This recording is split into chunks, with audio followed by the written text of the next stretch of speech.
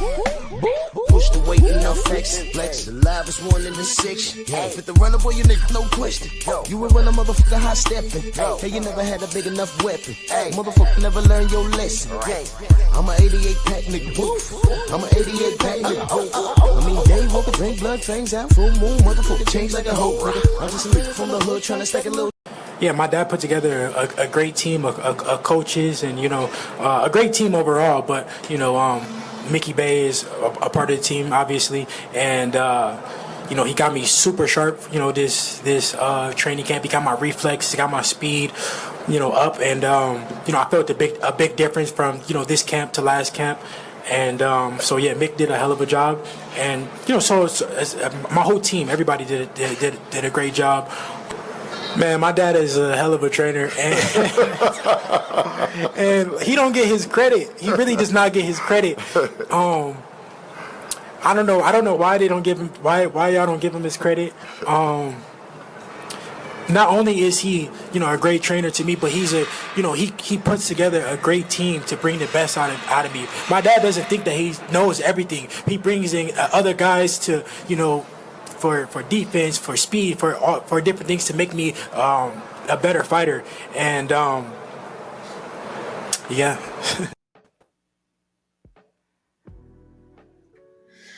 Drew Titan Bronze on deck. Power to the mighty LDBC. We strong in this piece. Salute to everybody. On this Sunday, November 23rd. Day after a great night of boxing, a great pay-per-view. And we're going to talk some boxing. Yeah, I know my memes tell stories. So if you get it, you get it. If you don't, you don't. Shout out to Debo Dev. Let's do this roll call real quick. Khalid, salute, fam. Anwar Willis, Gabe, what's going on? Jimmy Bernard, Ray's son, Adrian Vett, T. Hunt, salute. Jalen Hudson. Hold on 1 second. Sorry, y'all.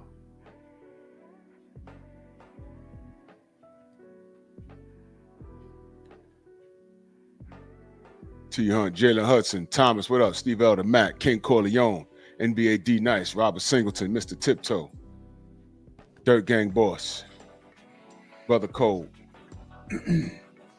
Jason Bourne, salute. And Jason, salute to you in that Cash App heavy. Salute to you, Jason Bourne, heavy in that Cash App. I just saw it this morning. Man, salute to you, heavy in that Cash App. Salute to you, good brother. Much love and much appreciation. Thank you so much, Jason Bourne. He says, and the new. Salute to you, big brother. Jose, my fam, what's going on? Dow Big G, Mr. Shelton, Judd, Dion next up. Carlo Worldwide, salute. Yes, sir. Andrew Gray. Rick, what's going on, Rick? And new, yeah. Mashad, what up? Mansa Musa, my brother, salute. The Aquarian, what's going on? Eric Jordan in the building, always supporting, salute, man. K-Rod in the building, D, Main Biker, John Pounds, Dank Father, Del Riv, All Father. Family pulling up, man, salute, man. All right, let's get to it. J Man, John Pounds, Tim Harmon. All right, Dante Russell, DP Rocker. Let's get it, man. Good brother Tay Jones is supposed to be pulling up. I sent him the link. I want to hear from his perspective what happened. He's a fighter. I want to hear from his side of things. What went wrong. 254 Dunson, salute. In the meantime, let's do this. Y'all already know my memes tell stories. Village Brother, salute. And I don't care how y'all personally feel. At this current junction, if you don't respect Devin Haney at this point, you're just a simple ass hater. That's all you are. Universal truth. Salute. You're just a hater. And that's cool, man. That's cool. All right. As of this point, if you was confused about Devin's chin, his strength, his pillow fist, his PTSD, if those questions were not answered last night, then this ain't the channel for you. You're just on a bandwagon of hate. Just get ready. Whoever Devin announced that he's going to fight next, just get ready to deride that person. Just get ready for that. I'm expecting you to do that. Enoch, salute. I'm expecting you guys to do that. I remember, Chris, what up? I remember leading up to the George Kambosos fight. Oh, I don't know, man. George, he's kind of nice, man. He might, 3 me, what up? I don't know, man. I don't know about Devin. I don't know. I'm like, yo, listen. This right here is easy work. Oh, but he went head to head with Teofimo. I'm like, yeah. But Teofimo's different. Devin is levels above him. Well, I don't know about that. Well, I do, because Teo's been ducking him since the day of the flood. So, I mean, what are we talking about here? I said, you know what? Y'all gonna see. Devin has gotten no respect. But he's beating the crap out of y'all and earning it. And whether you give it to him or not, you know what? What's the greatest thing is? It's irrelevant to him. Because all I see is the work. I told y'all, if I felt that Brian Norman was like I don't know about this one, I would say that. And I know when you get down to the wire, when it gets close to the fight, you start second thinking yourself, second thinking your pick. That was never me. Now, did I give Brian a shot? Yes. You know what shot I gave Brian? I gave him a puncher's chance. You know what that means? Do y'all know what a puncher's chance even means? You know what that means? You know that is the most disrespectful. Do you know that's a disrespectful thing to say? Yo, man, they're going to fight. What about fighter A? Well, fighter A, he only got a puncher's chance. You know what that means? Outside of landing something significant, he's going to lose in every way, shape, or form. Let me remind you what I said. Devin's going to be strong at 47. I told y'all that. I asked y'all, where did Piddle Fist come from? Y'all don't even know. Y'all are just saying shit. PTSD, he would have retired if he was that rattled from Ryan Garcia. If he had PTSD, there were spots where Ramirez could have turned up on him. He couldn't do it. I told you, I spoke to Sugar Shane Mosley for an hour in front of the building that they were staying at. And Shane was telling me things that this kid was doing in camp that he never seen before. He said, no, Devin's a problem. And Shane was confused as to why he fought Ramirez that way. And, he had a lot of slick stuff to say. Fine. But what I said was, he did what he had to do to get out of that fight unscathed, because his focus was getting past Ramirez and rocking and rolling to the Ryan Garcia fight. And if you remember at the Fatal Fury, they were already promoting the Ryan Garcia rematch. By the way, Ryan could have still had the rematch, even though he lost to Rolly. Did y'all remember that? Or did you know that? They still could have fought. Ryan said, my hand's broken from the excessive masturbation. I made that part up, but whatever. He got one big form that looked like Popeye with smooth palms. I mean, he beat his shit. His palms don't even have fingerprints on it. But he said, nope, it's broken. So I gotta do something else other than fight Devin. So Devin moved on, all the way on to 147, and he fought who y'all said was the most dangerous puncher at 47. And guess what? Brian Norman still might be the most dangerous puncher at 47. How about that? But that's as far as it went. Puncher's chance. I said, look, Devin's going to be strong at 47. He ain't going to have to drain down. You remember Devin being on the scales at 135? His face all sunk in, looking like Skeletor, professional, because he never missed weight. Like Tank, like Shakur, right? He never missed weight. So now, he goes to 47. He ain't gotta drain himself. He's more healthy. I'm hearing brilliant things about the camp. He's literally sunning middleweights. I'm like, uh-oh. And then he gets in front of Brian Norman, and he's doing all this bobbing and weaving. Oh, he nervous. What? Was Ryan Garcia nervous when he got in front of Devin and started doing all of this stuff? Was he nervous? No. Anything to degrade this man, and all I see is the work. Yo, he sucks. Not according to the record. I just baited some fool on Instagram just now. I want the smoke because I'm tired of y'all. Y'all are lying on this kid. I'm sick of it. Now, this is a double-edged sword here because we saw that Devin Haney's great. But let me keep my size 13 Timberland on your throat. No, I'm not going to let y'all do either. I'm not going to let y'all abandon Brian Norman's ship either. If you were over there, you better support him now because you know why? The brother needs you. You heard what I just said? No, I'm not trolling. That brother needs you. He took a L on his birthday. Do y'all know that? So all that love and, yo, get him, Brian. You know what? Y'all should be in his DMs and talking about, yo, Brian, you good? Better luck next time. You'll get him next time, man. I ain't gonna let y'all abandon that ship. Right? Here I am. What y'all finna do? Now, this thing went exactly how I told y'all. He is Debo Dev. Everything you said about this kid is wrong. Y'all been wrong. Y'all been wrong. Y'all still living through Ryan Garcia, the drug cheat, and the racist. The only people taking L's are the people that are hating on Devin, because all I see is the work. And anybody that disagrees, please pull up this evening. I would love to have a conversation with you. All I see is the work. Now, everybody that picked Brian Norman, it was just a pick. I heard a lot of people and what they said and what they thought it was. I want to know what you think now. Has Devin made you a believer? PTSD, what's that? What's that? What's that? Now, let me remind you who Brian Norman is.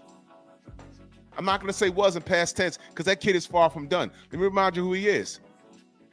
That left hook knockout in Japan, remember that? Devin susceptible to left hooks.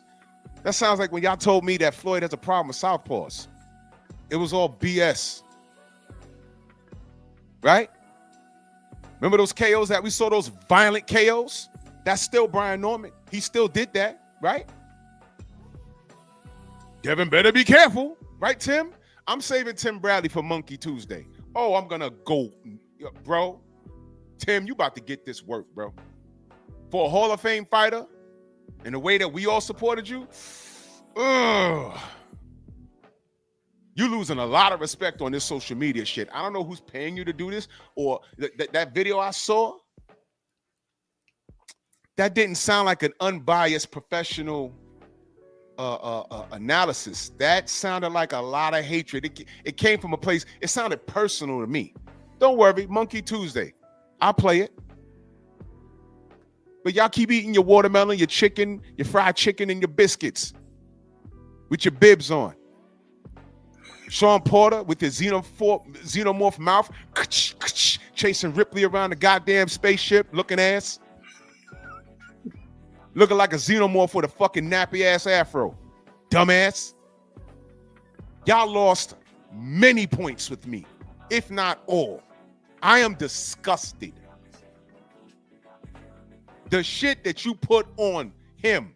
Tim Bradley, you got faked out by trolls when they insulted your wife and your family, by Filipino trolls after you beat Manny Pacquiao. You had PTSD from that. Sean Porter, the last time we saw you in the ring, all I got to do, yo, listen, you know how there's a safe word for an attack dog? You know what you do if Sean starts turning up on you in the street? You know what you say?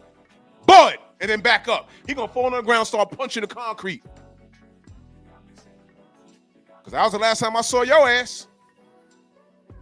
You went from being a dog to being Bud's dog. And I don't mean in a good way. So all of this shit that y'all put on Debo Dev, all I see is the work. You sound kind of jealous.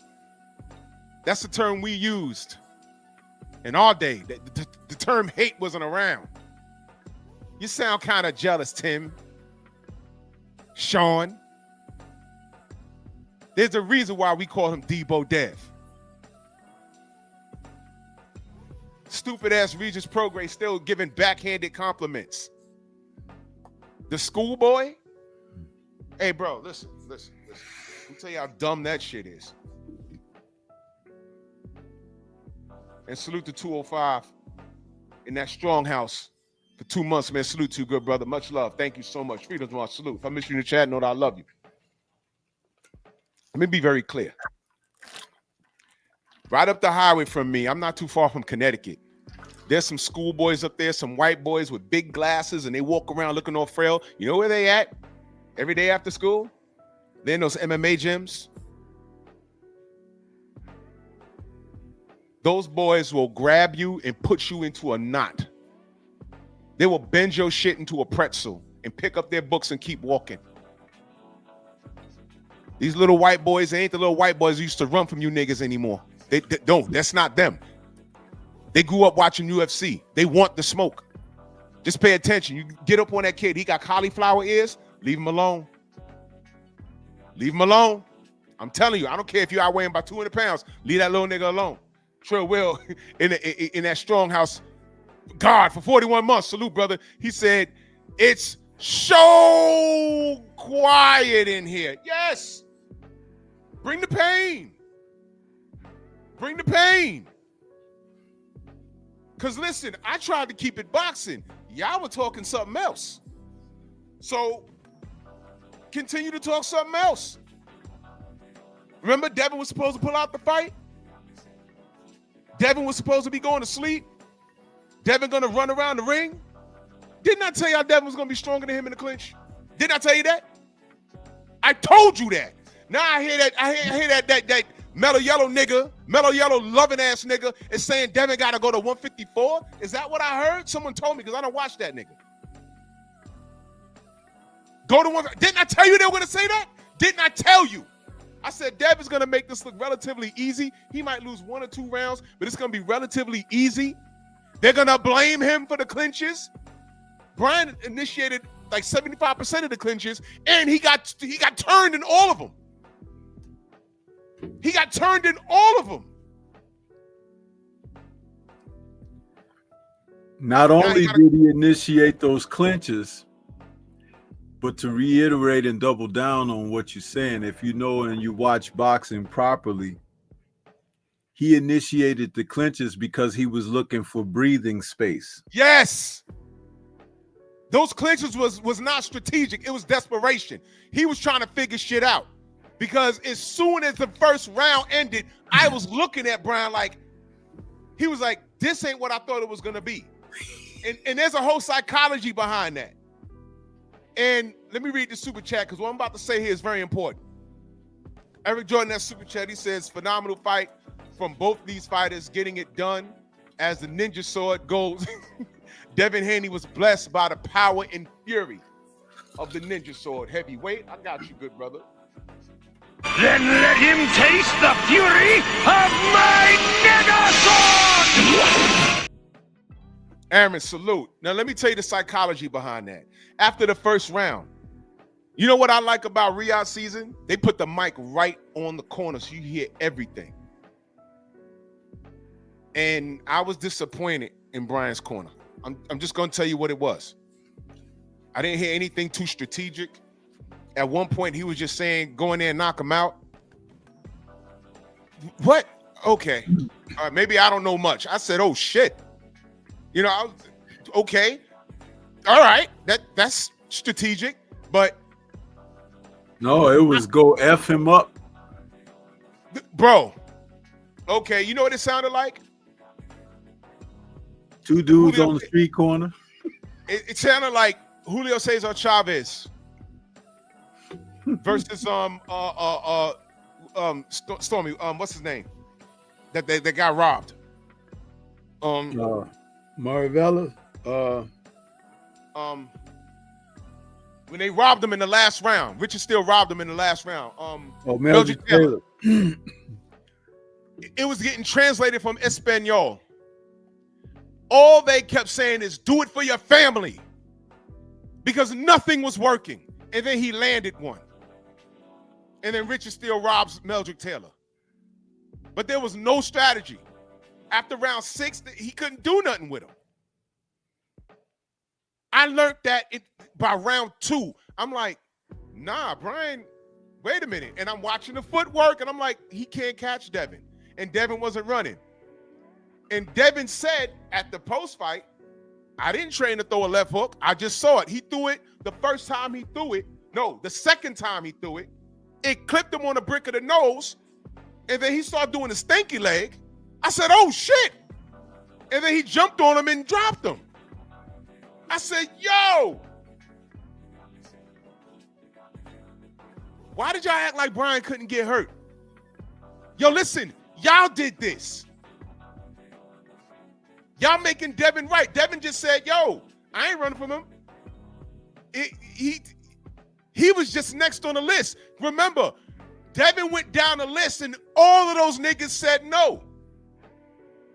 Shakur, Tio, Tank, Boots, and I think we got the Norman.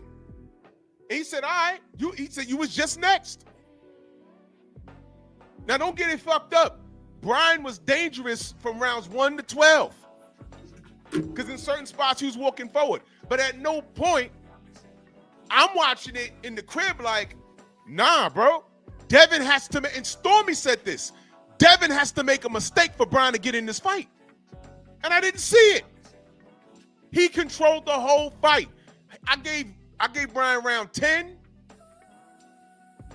And I forgot what other round. But I think the other round I gave him was like a give, like, okay, I'll give it to him. One scorecard was ridiculous. One scorecard was completely trash, but it still had him winning. Devin. But it was a smoke session. And I want y'all to understand, y'all did this. And I'm talking to you knuckle draggers. Don't you dare abandon Brian Norman now. Don't you dare do that. Don't you dare. Still support him. Stay with him. Remember what you said, because I'm going to remind you. And I'm not talking, listen, there were Brian Norman supporters, Tay Jones, my brother ATL Unanimous Boxing, and a few others. If you pick, even my brothers in the LDBC, if you pick Brian, that's cool. It's just a pick. But then there were other cats that I know came from the Tank Davis school of thought, which is not even school. Street of thought. Baltimore of thought. Fake Baltimore of thought. All of that dick blowing you did, you threw it on Brian Norman, and now look, and I'm going to remind y'all, Brian Norman Sr. was here. Brian Norman Sr. said, my son already beat Tank ass. I said, well, damn. Damn. What have I said about them damn gym wars? The gym, we're going to get to all of that, Storm. We got to get to those gym wars. Because I'm going to tell you what I hope Brian Norman isn't. I'm going to tell you what I hope he isn't. But let me finish this statement. You guys, Tank Davis said he co-signed Brian Norman. Y'all don't know what kind of champion y'all got in ATL. That's after he whooped your ass. Last night, Devin gave him the business. That's just what I saw. Ain't no malice or nothing. He just gave him that work. It wasn't even close. Devin's at the post fight looking like he is in this meme. Brian Norman looked like he's turning into the cat people. I said, God damn, he looked like he had a fight. What happened to PTSD, pillow fist, and no chin? Are you niggas gonna tell me that Brian Norman ain't got no chin? Y'all gonna say that? Y'all are eating these words.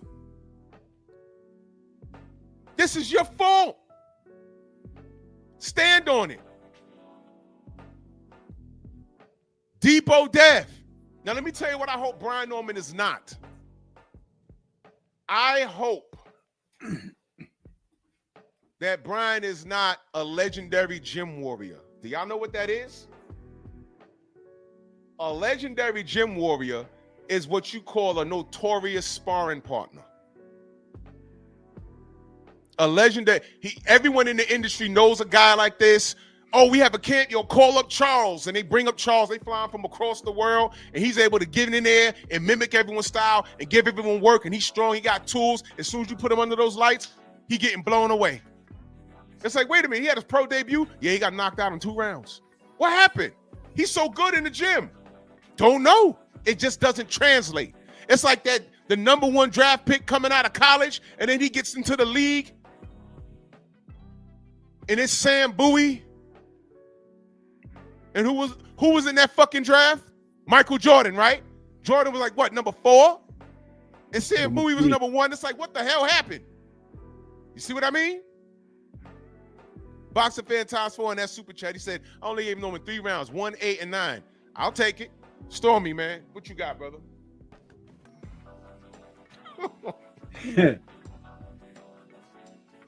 I'm still in celebratory mode for the simple fact that Going to cook. I'll be right back.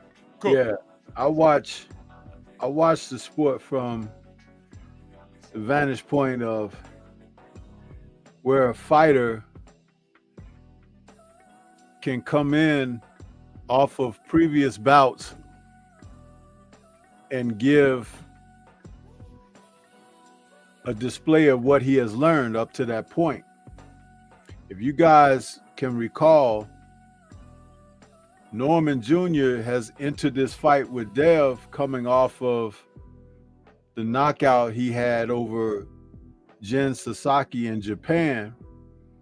But Sasaki wasn't a world-class fighter. He was a guy that was a top-rated welterweight out of Japan, but he hadn't struck anyone fancy in the international circuit.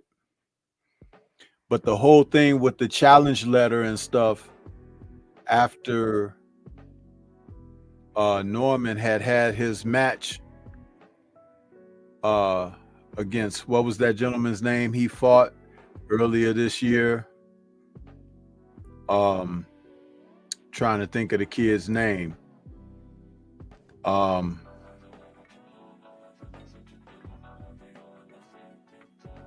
Cuevas.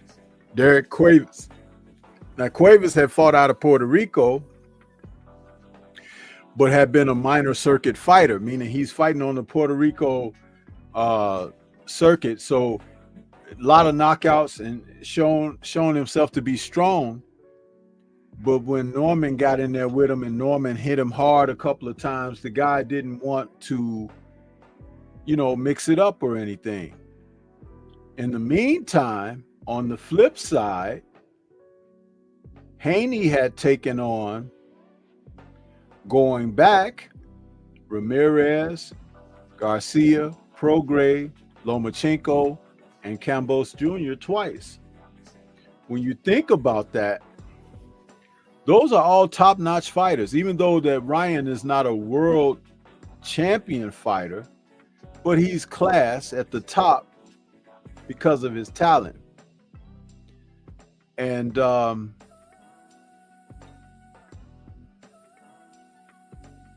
Norman Jr. went life and death with Giovanni Santillan, finally breaking through to stop Santillan in a thrilling fight. But he ate the canvas early against Janelson Bocachia. And before that, he had struggled somewhat against Quentin Randall. So when you think about it, it's like he's been in there with guys that he's had to compete with, and he had a couple of guys that he was able to show he was better than. Devin was his biggest test. They didn't approach it like that, though. They approached it as if they had something over Devin. Yep. And when you think about it in that way, that could only come from them buying into what the public sentiment is saying about Devin. But you can listen to public sentiment all you want to, but you listen to what people say, but you more closely watch what they do. How many fighters have gone the other way when it came to an opportunity to fight Devin Haney? There you go. That is the revealing factor. You don't see people lining up to go against his pillow fist. You don't hear people calling him out. Now, I'm not talking about when you talk about someone like Richardson Hitchens, because you know Hitchens is all baloney. That's all he is. Mm-hmm. But we're talking about the world-class guys. If you want to talk Tank, if you want to talk Ryan, if you want to talk Teofimo, if you want to talk Matias, if you want to talk any of those guys that were along that lines, even Boots Ennis, none of them guys were calling for Devin. None of them. Notice that? But he has made it known that he is receptive to face any of them, including Richardson Hitchens. But you see that it hasn't happened.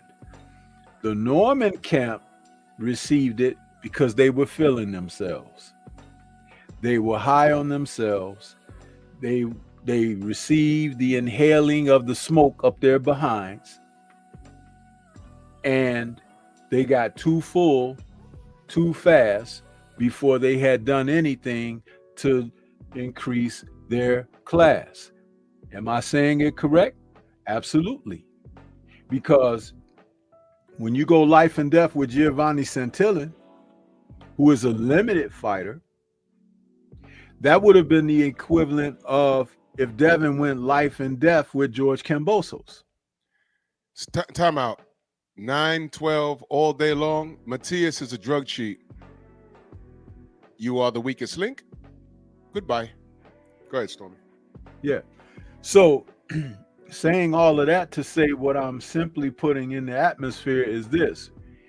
You know the fruit by which tree they fall from, huh? When Devin is out there trying to make the fights, he literally had a list of fighters that he submitted to Turkey to say, hey, I'll take anybody like this. And guess what? All of those men who he put on the list were noted fighters. None of them speaking his name. None of them.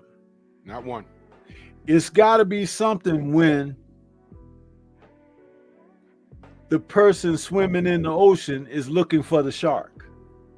Huh? Jaws, where you at? Huh? And the sharks is scrambling, scattering, getting the hell out of the water. But that's what it's been. It's ridiculous. You know how you beat Jaws, Stormy? Live in the city and don't go anywhere near the damn ocean. I win. And that's what these niggas have been doing. That's what they've been doing. Devin's been there. Pillow fist, PTSD, and no chin.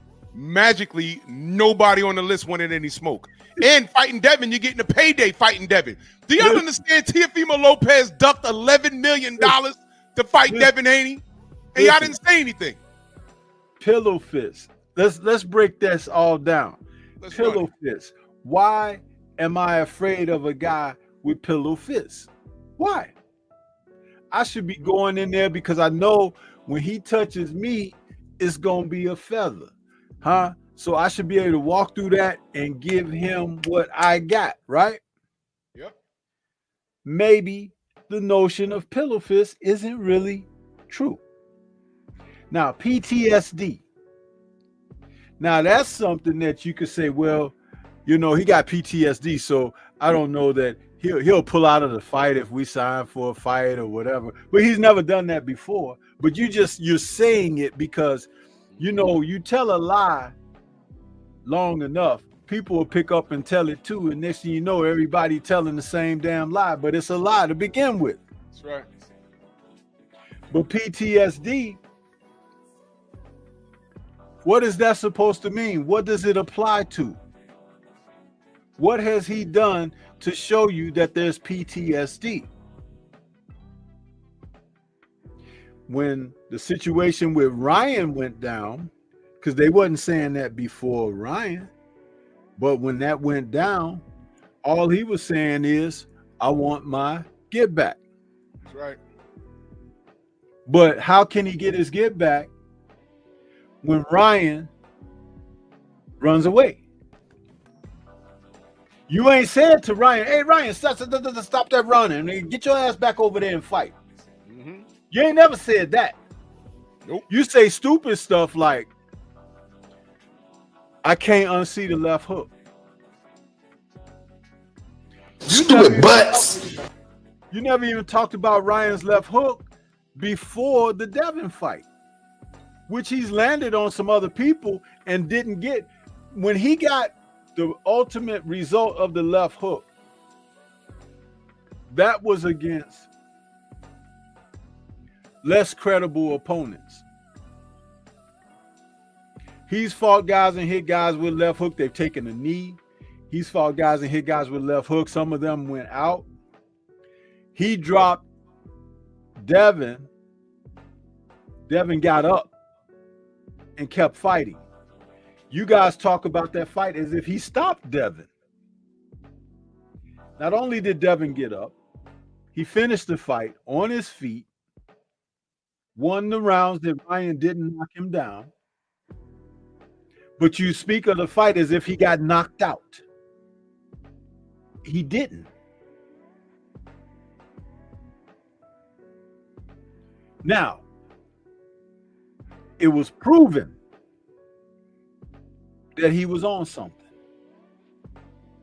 Yep. So the knockdowns could have been assisted by whatever he had coursing through his veins.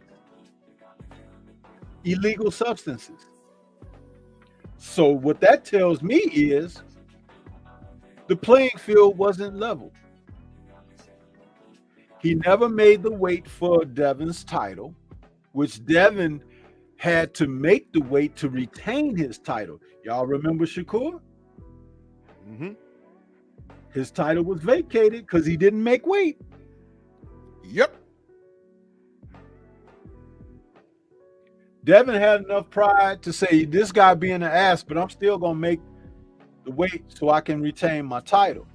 So not only did Ryan not make the sacrifices of cutting the weight to make weight to fight for the title, he never had any intention of fighting for the title. He still is not fighting for a title.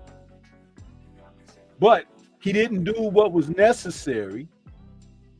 So he never depleted himself to make himself vulnerable. Even with the PEDs coursing through his veins, he didn't do that last little bit. Those pounds that he didn't shed to make the scale were the difference in what was coursing through his veins being able to be benefit for him. That's why it's a science. That's right. So he had absolutely nothing with VADA testing going in against Romero, and he on the canvas himself in the second round. That's right. And had no stamina. None of that weird ass aggression that he showed throughout the fight with Devin, pounding his gloves in his chest and yelling and screaming, "Come on!" Like in your Van Damme, come on with the wrenches when he's screaming. That was Ryan against Devin. But against Rolly, he was awfully subdued, wasn't he? Yep. And then you said he cried in the car. Come on!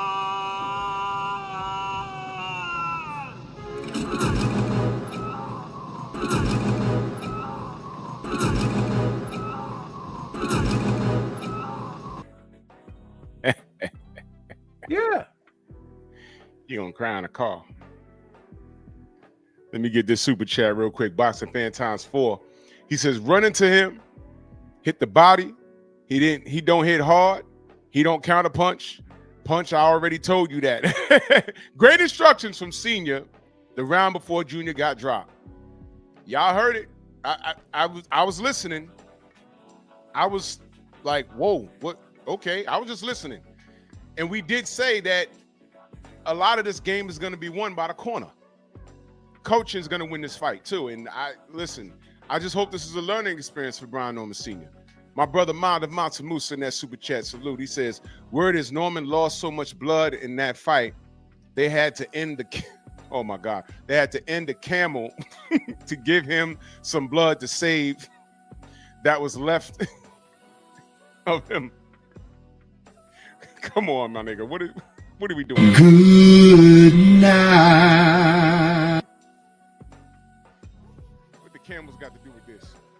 Goddamn, my brother Trick Nolte in the building. He says salute and shout out to Haney, Abdullah, Bam, and Benavidez, and shame on Anthony Yard. He's a British Bruce Seldon, $1 million body, $2 boxing IQ. Hey, man. You know what? $2. That's rich. Yeah, bro. You know what, man? When I spoke to, y'all saw it, man. When I spoke to Anthony, I was like, what you got lined up? He said, you know, we're not going to tell you what we got in store. You know, I'm like, yeah. You don't tell what's in grandma's pot roast. You know, you just cook the damn thing. And I say this respectfully, he got cooked. Blocks punches with his face. Yo, bro, where the fuck? What Blocks was he? Punches with his face. I think that was the worst. Listen, David Benavidez beat him worse than Artur Beterbiev did. I mean, goddamn, did you see his face? And the round that he stopped him in, didn't the ref take a point? That was crazy. Yeah, because he hit him while he was down. Hit him while he was down. So, you know, then he said, all right, well, I'm just going to end the fight right now. I say, God damn, yo, it was bad, bro.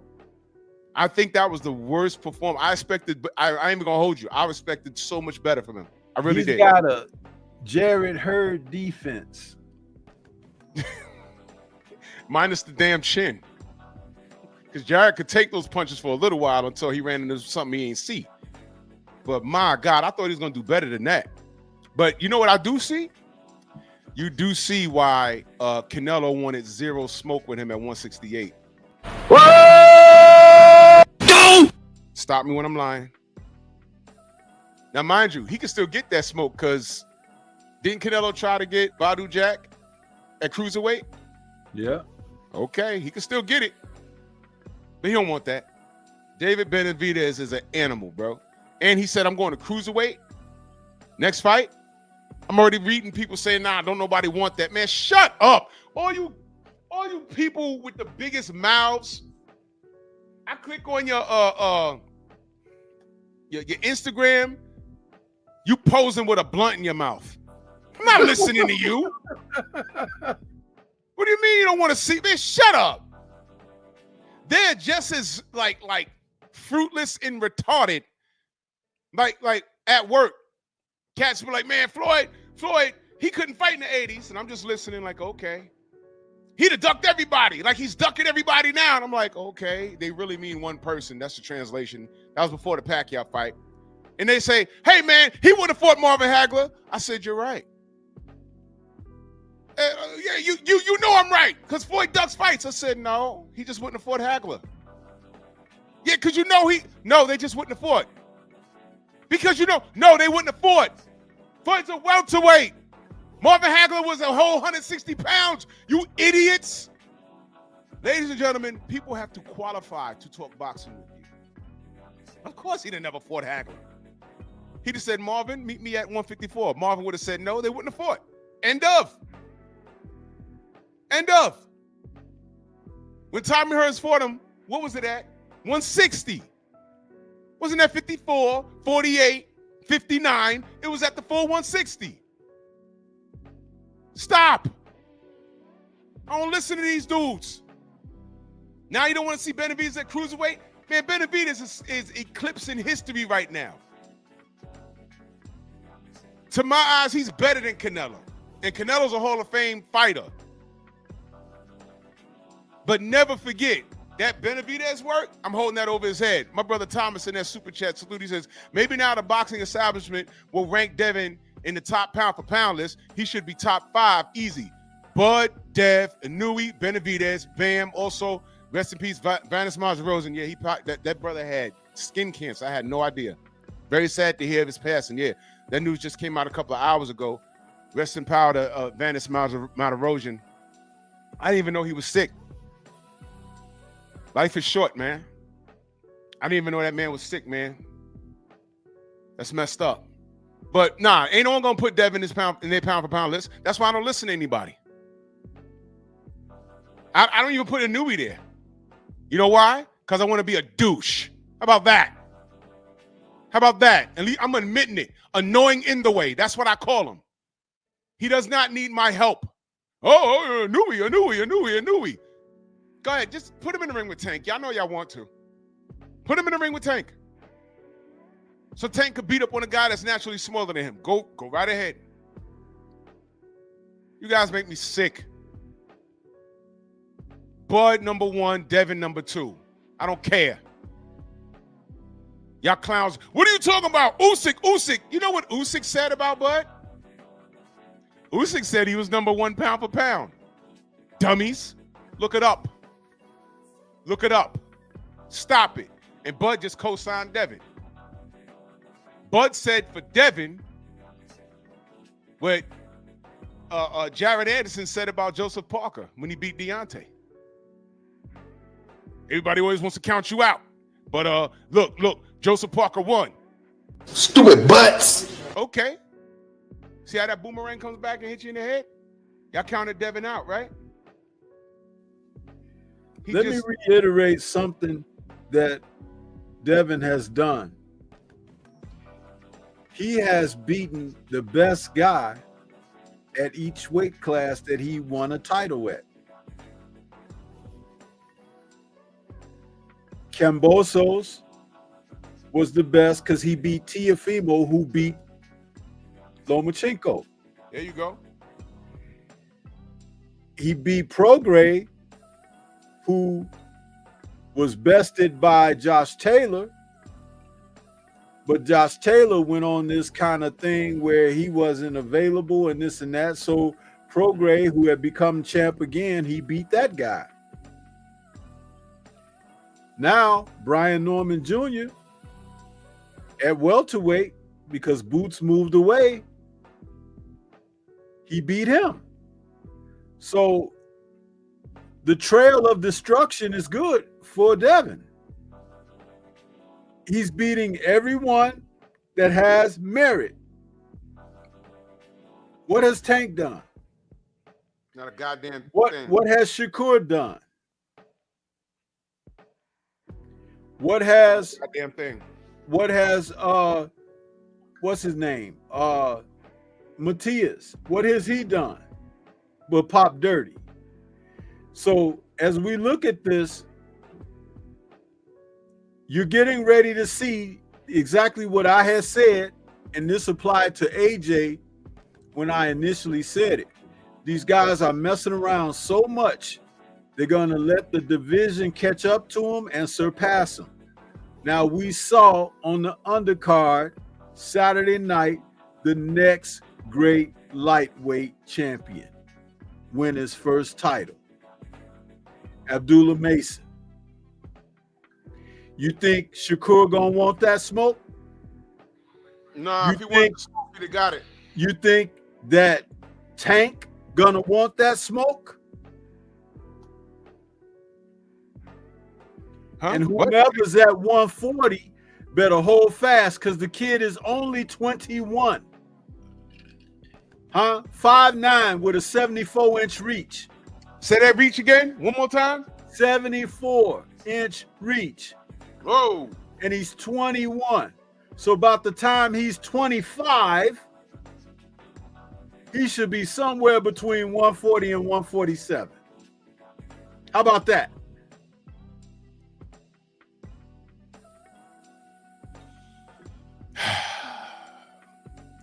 Can I take this moment to talk about Mr. Rackety real quick? I rock, salute.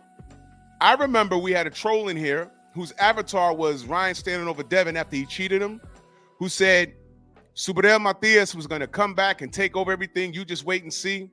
We're literally a year removed from that clown, and all your man has done is pop dirty. Devin was waiting and waiting and waiting.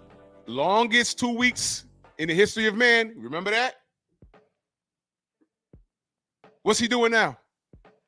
He's fighting for his career right now. Rakete, rakete, rakete. Didn't he tell Turkey Out of Sheik, I'm a high action fighter, I'm here? And I said, okay, great. And right before you was about to fight in New York, you popped dirty, bro. Rakete, rakete, rakete. You fairy. Hey, man, I wanted to see you beat on Teofimo Lopez. I like the fact that you slapped him beside his head at some event. I like that. But now you're popping dirty. You know what I can't say about Teofimo? He has no heart and all of that. You know, he's a racist and he's a bitch-ass clown. But he ain't popped dirty. Everything that y'all said about Devin, Storm, remember back in the day you used to say, I'm rubber, you glue, whatever you say, bounce off me, sticks to you. Yep. Everything y'all said has literally punched y'all in the face. I'm hearing all kinds of weird shit today because, you know, I don't check for the haters, but I heard the haters didn't go live this morning. Is that true? What, the internet don't work? Where they at? What happened? Because if that was Devin on the floor in the second round, if this was Devin on the receiver, we running marathon live streams. Man, there'd be 300 people in here right now trolling. You got to be kidding me. Is it that difficult to say, hey, man, I was wrong about this kid? Because in your mind, you still don't think you're wrong.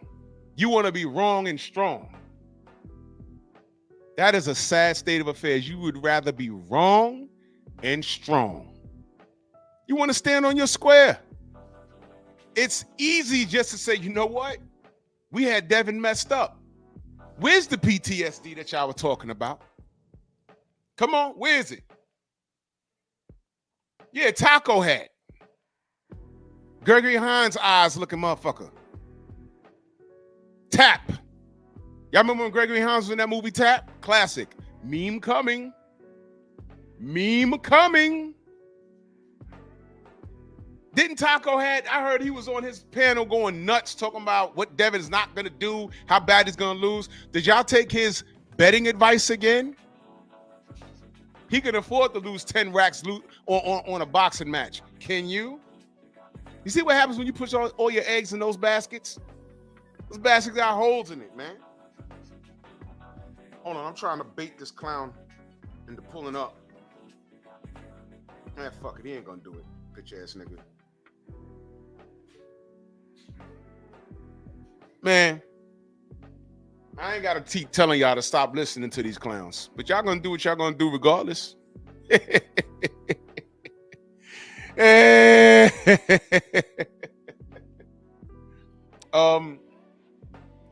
What's next for well, first and foremost, let me ask you a question, Stormy. What's next for in your opinion, what's next for Brian Norman Jr.?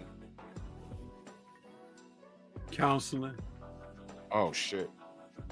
Because he got embarrassed, man.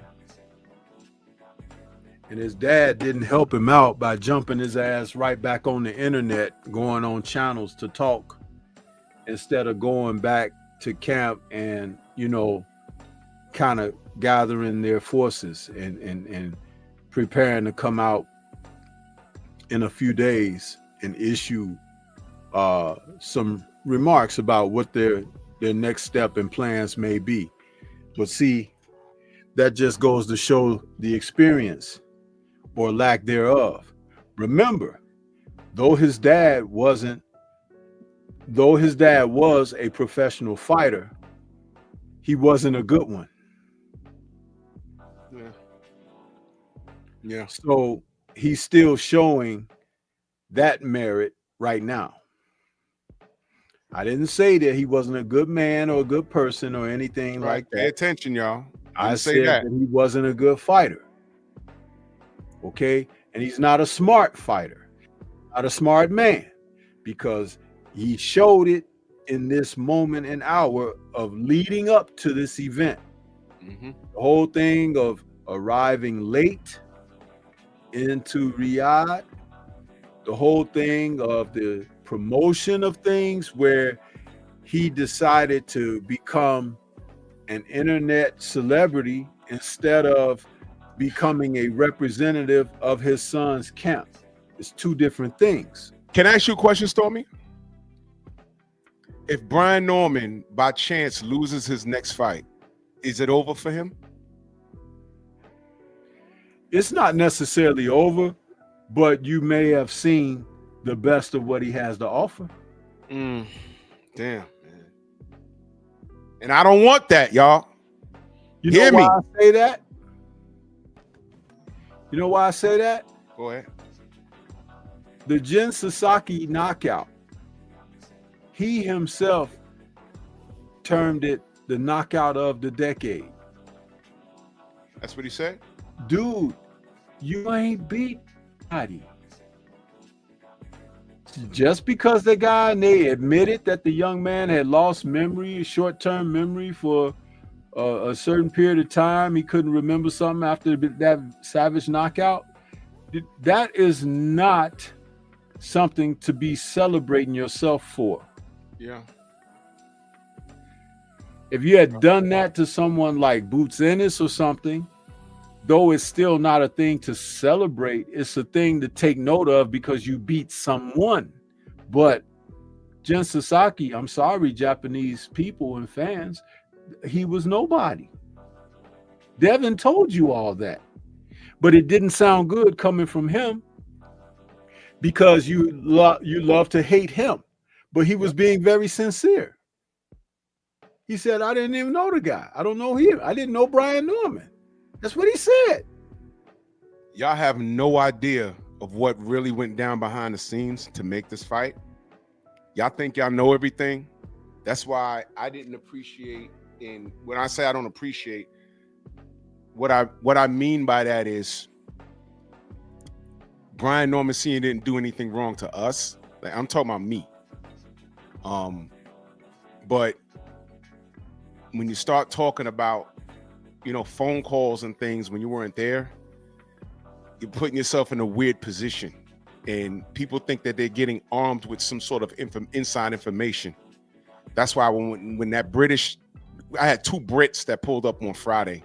The other one was just a closet homo that just wanted to talk to me. The other one been wanting to talk to me for years. When he saw some of my phone calls and shit, you arm these fools. They think they're armed with inside information. You start dropping names. You start talking about phone calls. Brian Norman Sr. was not on the phone call. There was 5 people on the phone call. I was one of them. He was not. And that's all I'm going to say about that. But you're right. He was being an internet star.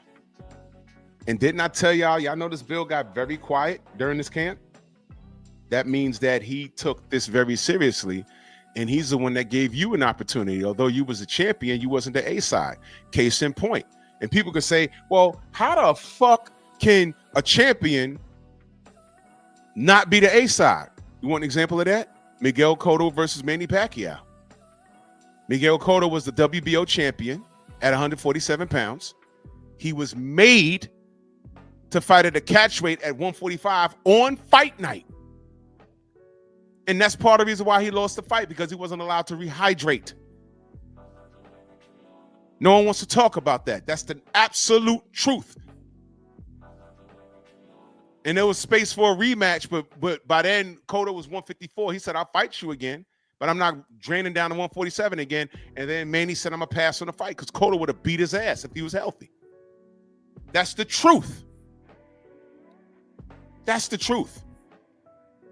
So when I say that this game was also going to be won in the corner, there was also one like in life on this internet shit. Every day, Brian Norman Sr. was on somebody's podcast or someone was uploading some interview they had. I'm like, damn, is he training this kid? And then the reason why I played this clip, and I'm going to play it again because it bears repeating, of what Devin said about his father. Did you miss it? Don't worry. I'm going to play it for you right now. And I need you to hear what Devin says. Listen carefully. Yeah, my dad put together a great team of coaches and, a great team overall. But, Mickey Bay is a part of the team, obviously. And, he got me super sharp, this training camp. He got my reflex, he got my speed, up. And, I felt a big difference from, this camp to last camp. And Mick did a hell of a job. And, so it's my whole team, everybody did a great job. Man, my dad is a hell of a trainer, and he don't get his credit. He really does not get his credit. I don't know why they don't give him why y'all don't give him his credit. Not only is he, a great trainer to me, but he's he puts together a great team to bring the best out of me. My dad doesn't think that he knows everything. He brings in other guys to, for defense, for speed, for different things to make me a better fighter. And yeah. Bill Haney doesn't have an ego. He knows what he can do and he knows what he can't do. And whatever he can't do, he gets on that phone and brings people in there that can do it. They sit in a war room and say, okay, this is Devin's next opponent. What could we do to prep Devin to beat this guy? And they sit down and they get to work. Mickey Bay's in there and a litness of other people that are there. Did y'all know that Devin was fighting middleweights in his camp? Hence the reason why I said Norman is going to get bullied in the clinch. You remember when I said, yo, Errol's a bigger guy, right? Bigger than Bud? But what does Bud know how to do? Wrestle. In the first clinch, he started throwing Errol all around the fucking ring. I said, oh shit, look at that. I had it all wrong, and I don't mind being wrong. But I told y'all, Boxing Fan ×4 in that super chat, he says, Senior can learn from Bill to put his ego to the side and realize when you need help. And see, that's another problem. The man he lost this thing in ways that he can't imagine. He lost it. This was lost in the corner. It translated into the ring. And this was his first shot at the big leagues. And I hope he learned from this. I'm not talking bad about him. I'm talking about everything that I've seen. This is where we at now. Now, Stormy, what could he have done better as far as advice? Like, what would you have told Brian to do to prevent what we saw last night? Rod Nail in that super chat salute. He says, Bill said he also had Virgil Hunter and Floyd Sr. giving advice during the post-fight interview. This guy, man, Bill, and salute, Rod. Bill opens himself up for everything because he wants to win and he wants what's best for his son. And Devin is just a sponge of knowledge. He just soaks everything up. When I spoke with Shane Mosley, he told me the same thing. He said you could teach this kid. He's like a savant now. Teach him something and he's already doing it. There's a reason why they got to Brian on that list. Got to understand, 4 fighters told him no. Why do you think Teofimo don't want no smoke with him? But y'all keep talking about pillow fist, PTSD, and no chin. Y'all are liars. Now, Stormy, what would you have told Brian Jr., going into this fight? What would you have told him to do, if anything? Well, see, that's a question that's hard for me to answer because of what I've seen from them. Mm-hmm. First of all, just as the comments are reiterating over and over, Senior spent a great deal of time on Mill City and on other platforms talking ish. Yep. I don't know what was being worked on in the gym. Yep. But we were being told that he has abilities that he hasn't shown. Yes, sir. We were being told that. Well, when it came time when the lights were on, there was no diversity. There were no adjustments to the degree that it would put him in contention for winning the fight Saturday night. Yep. Which leads me to believe that it's all BS. Because if that's there, then I can speak on what he can do, right? But it wasn't there, Drew and chat. It wasn't there. He actually came out, and I had said this. I'm watching the fight live. He came out and looked like he was stepping to Devin as if to say, boy, I'm coming to get you. In fact, just before the ring introductions, when they were standing in the corners, he and his dad were looking over at Devin and were having a little bit of a remark between the two of them about Devin, you know, and kind of smirking and laughing it off as if to say, look at that chump over there or whatever, this or that, right? But when he came out, the bell rang and they commenced to fight. Devin didn't throw a lot of punches in the first round. There were a couple of solid scoring jabs under a minute to go that he bust him with that kind of seemingly give him something different to think about. When the bell rang to end the round, he goes back to his corner. I noticed that the cameras picked right up on Norman Sr. talking to him right away.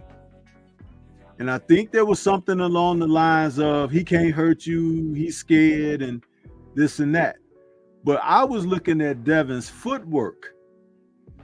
And if you looked at how Devin was standing, his rear foot was in a position that the only way I can describe it is as like when Muhammad Ali got to be a little bit older in his 30s, he would sit down and throw hard punches, but that back foot would be positioned like Devin's was last night, because when he looked to shoot his right hand, he was shooting it with a great deal of authority, which meant that I thought that Devin was looking to nail him with a real solid counter shot off of something, whether it was a hook or a right hand or whatever, but he wanted to make him pay. And then the knockdown happened in the second round. I'm like, there it is. So in other words, Devin had a plan. I'm going to make him respect me. And guess what? After that knockdown, because remember, guys, he got hit with a right hand first that buckled him. Yes, sir. Yep. His eyes were wide like a deer in headlight. Like I wasn't supposed to feel that. Right. And then he got followed up with boom, boom, and he went down. And when he got up inside the count, he had a glazed look in his eye. He wasn't all there. And the fight commenced after the count, and then the bell rang, and he goes back to his corner. That messed up all of his plans right there, because that wasn't supposed to happen. Devin wasn't supposed to be able to hurt him. He was supposed to have feather fists. He was supposed to be a guy that was going to be afraid of him and everything. And the whole table got turned over. And then there was no plan B. No matter what Dad Senior was saying to him, he was the one getting hit in the face. You understand? Then the nose started getting busted up from that devastating jab. And no matter what Senior is saying, hey, you got to do this. Hey, you got to do that. Man, this sucker hitting me. What are you talking about?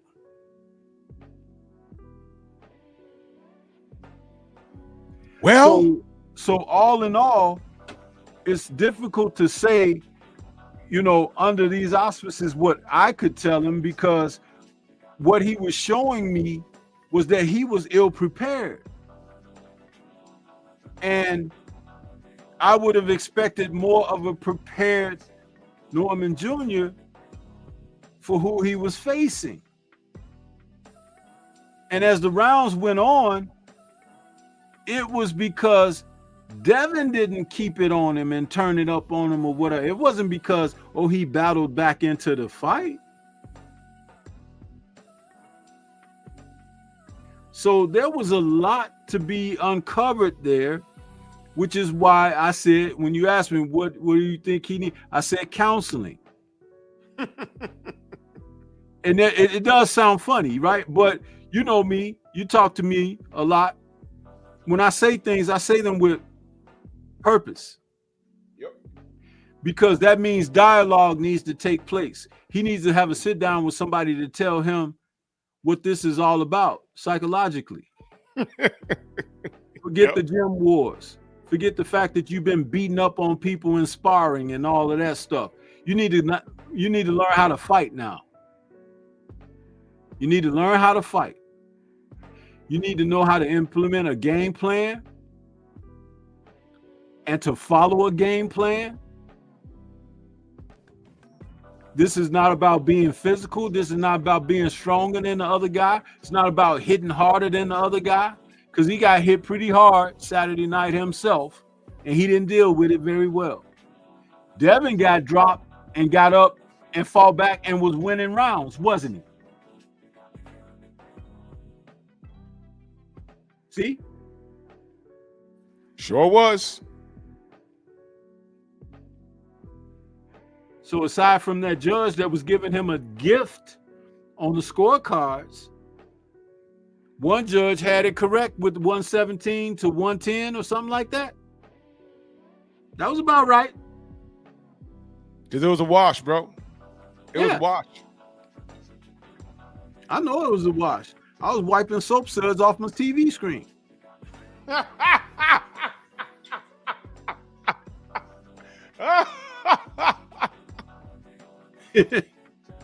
Man, I know y'all are aggravated. Well, the haters. Y'all are awfully quiet. And that's okay, but you need to learn from this. What does the sensei always say? Watch boxing. It's okay to support a fighter because he's from your city or he look like your brother or whatever. Look, man, but if you give an honest assessment, you ain't gonna have these problems. Because what's happening now, what I'm seeing with most of you assholes, is that your feelings are getting in the way. And you know who normally thinks emotionally? Women. As a man, you're supposed to be able to lead with facts. Hey, man, I fuck with this guy. He's my neighbor. I watch him come up, but you know what? This guy is fighting here. I don't know about this one. I'm rooting for him, but in order to win, he needs to do A, B, and C. And I haven't seen him even do that. So he's going to have a problem winning this fight. Be honest. And if he wins, you can celebrate. If he has another gear that you never seen, because that's what I kept saying. People started telling me, yo, man, don't sleep. Brian got footwork. I said, he does? I haven't seen it. So what, was he just saving it until he fought Devin? Okay, if you want to go with that, fine. But he's going to need it. He's going to need how to put Devin in that triangle. And guess what? When he was in that triangle, a clinch that Brian initiated ensued. And who won those clinches? Devin was punching them all in the body, which took effect, and bringing a hook and hitting him in the side of his neck right here. He felt all of that. And at the end of the fight, y'all remember Beauty and the Beast, the TV series? That's how the right side of Brian Norman's face was looking. Y'all remember that? Hold on. Don't worry, I got y'all right now. This shit was wild, man. And I'm not talking shit. I'm just telling you what happened because we all saw the same fight, right? We all saw the same fights.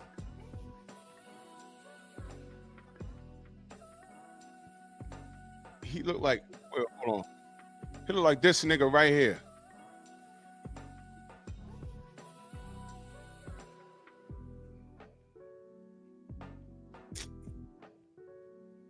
Hold on, y'all.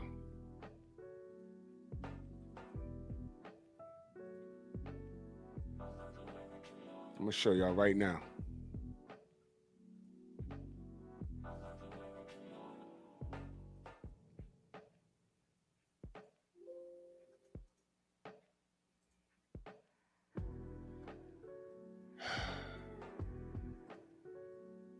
Walk around here looking like the cat people. I was like, oh shit. Now, what could he have done to prevent it? Look, here's the problem. I don't think Brian, and I'm just going to say it, I don't think Brian, what he needed to have done, I don't think he had the talent to execute what needed to be done. And I know that might be a tough pill to swallow. Get your mind out the gutter. I said swallow when I could just hear Miguel talking about, I ain't. What you mean, swallow? I ain't. Fucking pervert. Now, I know I just, oh. What the fuck is it?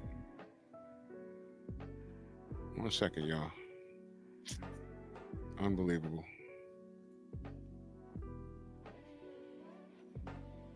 You know how you just save something? And, oh, here it is.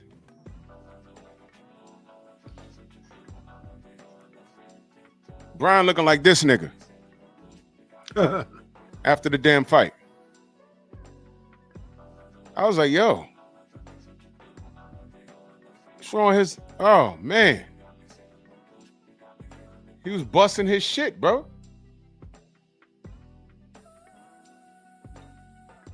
Crazy stuff, man.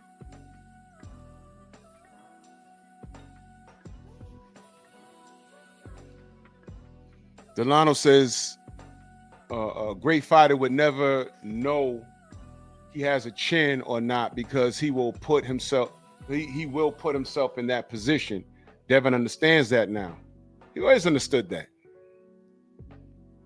Listen, man, no fighter wants to get hit in the face. If they can avoid it, they avoid it. But you're going to get hit and you have to do exercises to prevent, exercise defense and just do things physically and have a great camp so that if you get hit, you have a higher punch resistance. You know what I mean? So when Katz was talking about he was chinny, no, he was getting hit on the chin with a guy that didn't take his camp seriously, missed weight on purpose, was on drugs, right? Where Devin, when he fought cheating ass racist Ryan, sacrificed the whole camp and he made weight. All of that is making weight. That's exhausting. I don't know if y'all understand that. Making weight is a science. Ryan Garcia on fight night was about 180 pounds. Did y'all know that?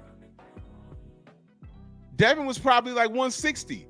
And what was y'all response to the haters I'm talking about? Oh, now he know how's it feel. What do you mean? He's been draining the 135. And he just rehydrates. What's the problem? If anything, he's at a disadvantage. And nobody could capitalize on that? Not even y'all Tank fans, y'all favorite fighter? Man, Devin is making it so difficult for these other cats running around and those lighter weights to make the Hall of Fame. It's ridiculous. I know, Coach, they don't get it. They just say, oh, no, it was only a couple of pounds. No. Oh, it was only a billionth of a gram. No, that's how much they caught. That's how much they caught. What is wrong with y'all? The lines in the building. 503 in the building. Y'all have no idea. You know what it is? When you try to explain it to you, you don't care. You start foaming at the mouth. Your lips get all big. I start smelling bananas through the damn screen. Your feet turn into hands, and y'all start just doing cartwheels around your crib, trying to justify Ryan Garcia. You know how much of a loser you got to be? The only thing you can hold over Devin's head, you can't even do that now, is the Ryan Garcia match where he cheated. That's where we at with this. And he could have rematched him. But Ryan said no after losing to Rolly Romero, which proves that the drugs is what got him over on Devin.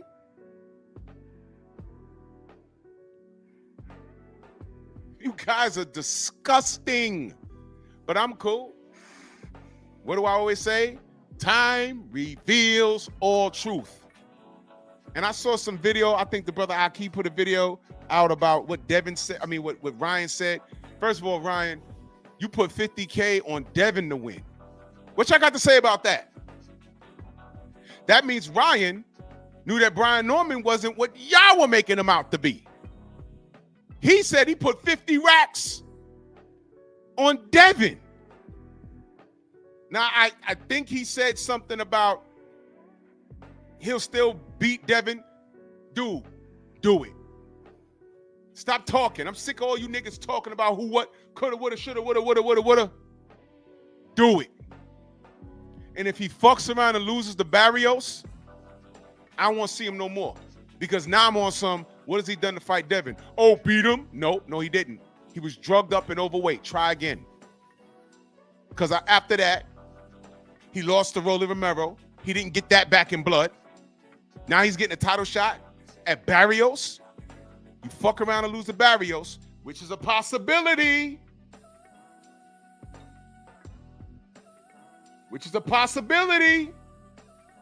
Don't think that Barrios can't go in there and beat him. He goes in there and loses to Barrios. Then what? What are y'all going to say? Oh, I know what y'all going to say. I'm disarming y'all.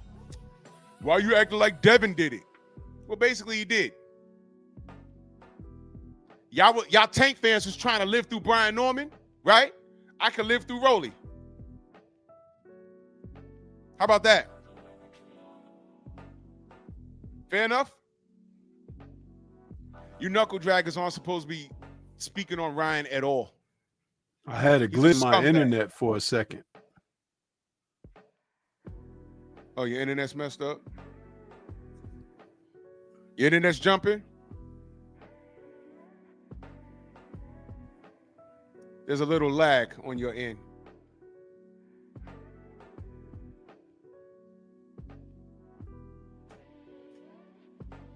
Yeah, that happened to me one time. Something happened in my place and the internet flashed. I had to continue through my phone until the internet came back. You know what I mean? So, look, man. The haters are silent. They were so sure. They were so sure that Debo Dev was gonna get the foofops put on him. They were so sure. So sure Stormy will be back. They were so sure. You failed. Y'all failed. Let me talk to the Tank fans for a quick second. Motherfuck y'all. That's the energy I'm giving y'all tonight. Sean Porter, keep eating that chicken. Tim Bradley, Tuesday, I got you. I got you Tuesday. Don't worry about it. And I guess I'm gonna be cooking on this probably the rest of the week. I'm gonna be cooking on this probably for the rest of the damn week because y'all deserve it. Y'all deserve it. I done told the truth about Tank, which was never good for his fanatics. Never ever good. So I'm gonna talk up Devin because I can. And I'm not even gonna get that deep about brother BFTB telling them, y'all don't need to be fighting Devin right now. Y'all need to be doing other things. Build that fight up. Go get another belt. And y'all can meet for undisputed at 47. Told him that. You know. But you know, things got ugly, and you know, I stayed out of it. But now look, and that's why I asked. Brian Norman's not done. But you see, he lost to Debo Dev. Do y'all think Brian Norman can afford to lose his next fight? He's a champion, and I'm gonna tell you something else. He's a champion, right? Well, he was he's a former champion. He just lost. So he's gonna drop in those WBO rankings. And I knew there was something fishy because Bob Arum didn't even make the trip. Something weird about that to me. Let me ask you a question. He loses his next fight. What happens with him? I mean, you tell me. They're going to bust him down to gatekeeper status so fast, it's going to be ridiculous. He's going to find out exactly why he should have not fucked with Top Rank.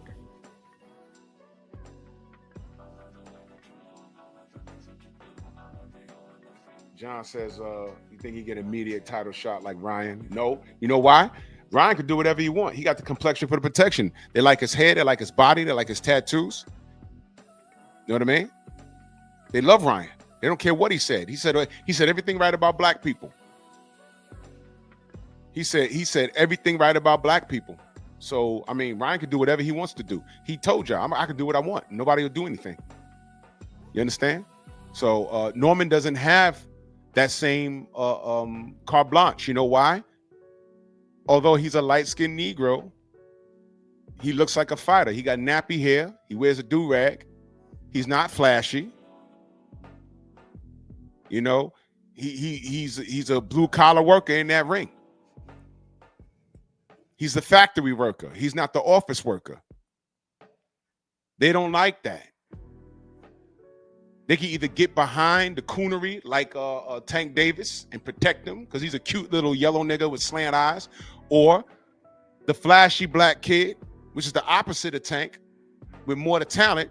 They don't want that, but you gotta make a smear campaign to tear him down in Devin. Brian Norman doesn't check either of those boxes. He says he wears $5 shirts. I respect it. I said Brian Norman is an old soul. I respect it. But you gotta win, brother. So now I'm concerned if Brian Norman Jr. gets in the ring because there is no light work at this point. He lost the title. He's not a mandatory no more. He might not drop down. He might drop all the way down to number 5. I haven't looked at the rankings. But with whoever he's fighting next, and here's another thing. Now there's a blueprint out on him. Now there's a blueprint.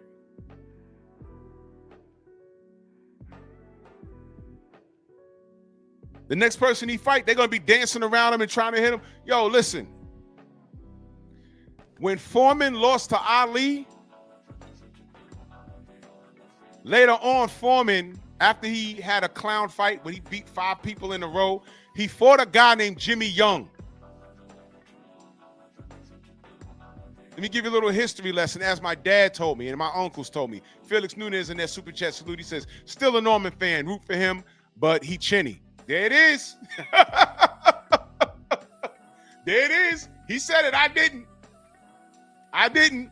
Exactly. Tiger Johnson, Rohan Polanco. Yo, listen. It's shark infested. All of those guys got tools. Now, getting back to my point, George Foreman fought Jimmy in the Bronx. The Latinos was calling him Jimmy Jung. Jimmy Jung. Oh, yeah, Foreman. He fight Jimmy Jung. Jimmy Jung. George Foreman fought Jimmy Jung, I think in Puerto Rico. And Jimmy Jung boxed his face in. And I think that's the fight where George went in the back and almost died. Stormy, am I right on that? Is that the fight where he just chilled for a minute and left? Yeah, that was the fight where in the locker room, Foreman started running around. He wanted to run out the locker room butt naked. And they thought something was wrong with him. He was having some kind of mental breakdown, but George said that the Holy Ghost took over him. And that was his last fight for 10 years. Last fight for a decade, y'all. Last fight for a decade. But if you go watch the fight's on YouTube. Jimmy didn't stand in front of George. Now, on paper, you would pick Ken Norton and Joe Frazier over Jimmy Young. But Jimmy Young boxed his face in, and he went in the back and almost died. Heat exhaustion and all of that. Whether it was heat exhaustion or the Holy Ghost, whatever. If Brian Norman fights any one of these guys, because now they have something to go off of. Before it was, oh, he's a scary puncher. I'm hearing all the gym stories. Oh, that left hook in Japan knocked 6 months off of that kid's life. Devin said, I don't give a fuck about none of that, bro. You ain't gonna land that on me. And did he land it on him? No. When he did hit him, Devin ate it. Sort of like when Canelo hit Bud a few times and nothing happened. It's also like when Mike Tyson got hit by Razor Ruddock. Razor Ruddock was knocking dudes' heads off. Yup. And Mike ate it and hit him back. Mike, he hit Mike literally with excuse me, my phone was ringing. He literally hit Mike with the smash. Mike had bent down and he actually hit Mike in the chin with it, and Mike's mouthpiece fell out his mouth, but he didn't go nowhere. He didn't go anywhere. I remember Diego Corrales was supposed to kill Floyd Mayweather. I remember Canelo Alvarez was supposed to kill Floyd Mayweather. Jimmy Young was supposed to die by the hands of George Foreman. Evander Holyfield was supposed to die by the hands of Mike Tyson. And there's a litness of fights, and it goes on and on and on. And I said, you know what? History is just repeating itself. Y'all putting all this stock in Brian Norman, and I don't see it. And let me tell you something. Y'all might not know. The Corrales Mayweather fight, that wasn't Money May. That was Pretty Boy Floyd, y'all. Corrales was bigger, stronger, and he was knocking out everybody. He couldn't touch Floyd, and Floyd spun him out several times. Spun his ass right out. So I said, we've been here before. I don't see what y'all seeing, Brian, and I'm saying this respectfully. But he has a puncher's chance, right? And just like I said, you saw an A-class fighter versus a C-class fighter at best who had a puncher's chance and got dropped by a pillow-fisted, chinny fighter with PTSD. See? Y'all did this. Y'all, with all this bullshit, y'all made Brian Norman's stock drop. Now, people that don't know boxing, they're online saying right now, oh, Brian Norman was a cherry pick. I'm baiting a dude right now on the gram. Cherry pick? How do you cherry pick a champion? Please explain that. This was Devin's first fight at welterweight against one of the most dangerous punchers at that division. The most dangerous puncher at that division. They're already diminishing it. Y'all are cutting down Brian to cut down Devin. Y'all hatred shines. So we just popping our collar. So Devin Haney's victorious over Brian Norman. I told you and I explained to you why. He has to win his next fight. And I have to see some things with his footwork. I would like to see his dad study the next opponent and bring people into the camp, because obviously he needs some help. And there's no harm in saying he needs some help. Devin just told you his father doesn't work the corner alone. He brought people in to help. That's what you do. Don't talk me to death. Crazy stuff, man. Storm, we're going to get out of here. Let them know where they can find you, good brother. Everybody can find me right here on YouTube. Stormy B-Man is the channel. That's Stormy B-Man in all caps, but no cap. You guys can also follow me on Rumble under the same title name, Stormy B-Man. Salute to everybody in the Venmo, the Zelle, the Cash App, the Super Chat. Much love to all of y'all. And again, salute to my brother Jason Bourne, heavy in that Cash App. I just saw it this morning. My bad, yo. I appreciate you. I'll be back tomorrow. You know, follow me on Rumble. I'm having a problem with my Rumble. It's frozen for some reason. But follow me, especially on Patreon, because I produce and get loose over there. I play the music I want, and I F-bomb, and Miguel can't do nothing. But all you Devin Haney haters, I'm on y'all bumper. So shout out to the GOAT. All my troubles come more nigga. Yeah, it makes me mad. Why you niggas are so against somebody for you? How much longer do you think your mom Makes me so mad. Long enough to beat your ass if you fuck up.